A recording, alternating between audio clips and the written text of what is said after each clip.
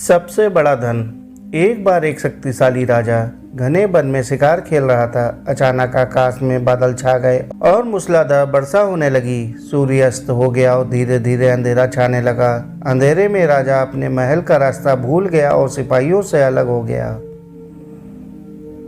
भूख प्यास और थकावट से व्याकुल राजा जंगल के किनारे एक टीले पर जा बैठा। थोड़ी देर बाद उसने वहां 3 बालकों को देखा।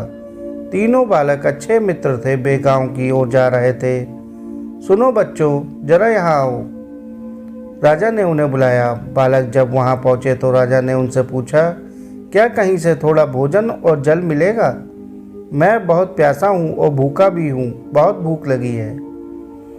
बालकों ने उत्तर दिया, अवश्य, हम घर जाकर अभी कुछ लेकर आते हैं। वे गांव की ओर भागे और तुरंत जल और भोजन ले आए।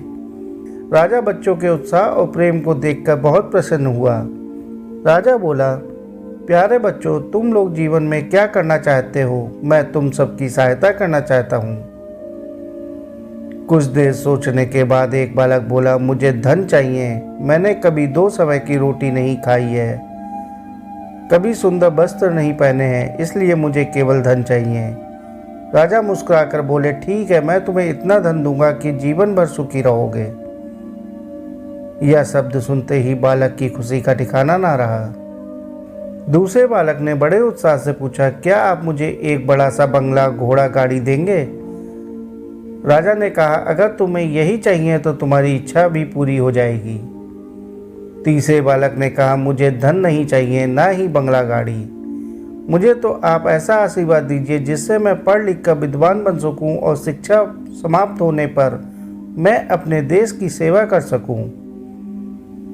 तीसरे बालक की इच्छा सुनकर राजा बहुत प्रभावित हुआ। उसने उसके लिए उत्तम शिक्षा का प्रबंध किया।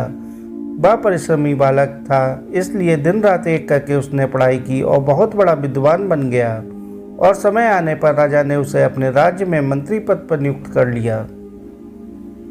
एक दिन अचानक राजा को बरसों पहले घटी उस घटना की याद आई। उन्होंने मंत्री से कहा, बरसों पहले तुम्हारे साथ जो 2 बालक थे, अब उनका क्या हाल चाल है? मैं चाहता हूं कि एक बार फिर मैं तुम्हारे साथ तुम तीनों से मिलूं। अंततः कल अपने उन दोनों मित्रों को भोजन पर आमंत्रित कर लो। मंत्री ने दोनों को संदेशा भिजवा दिया और अगले दिन सभी एक साथ राजा के सामने उपस्थित हो गए। आज तुम तीनों को एक बार फिर साथ देखकर मैं बहुत प्रसन्न हूँ। इनके बारे में तो मैं जानता हूँ, पर तुम दोनों अपने बारे में बताओ। राजा ने मंत्री के कंधे पर हाथ रखते हुए कहा। जिस बालक ने धन मांगा था वह दुखी होते हुए बोला, राजा साहब, मैंने उस दिन आपसे धन मांगकर बहुत बड़ी गलती की। इतना सारा धन पाकर मैं आलसी बन गया और बहुत सारा धन मैंने बेकार की चीज़ों में खर्च कर दिया। मेरा बहुत सा धन चोरी भी हो गया और कुछ 1 वर्षों में ही मैं वापस उसी स्थिति में पहुंच गया जिसमें आपने मुझे देखा था। बंगला गाड़ी मांगने वाला बालक भी अपना रोना रोने लगा। महाराज, मैं बड़े ठाठ से अपने बंगले में रहा, पर बरसों पहले आई बाढ़ में मेरा सब कुछ बर्बाद हो गया और अब मैं अपने पहली जैसी स्थिति में पहुंच गया हूं। उनकी बातें सुनने के बाद राजा बोले, इस बात को अच्छी तरह गांठ बांध लो। धन संपदा सदा हमारे पास नहीं रहते, पर ज्ञान जीवन भर मनुष्य के साथ रहता है। साथियों, कहानी को अंत तक सुनने के लिए आपका बहुत बहुत शुक्रिया। कहानी अच्छी लगी हो तो कहानी को लाइक और चैनल को सब्सक्राइब कर लीजिए। धन्यवाद।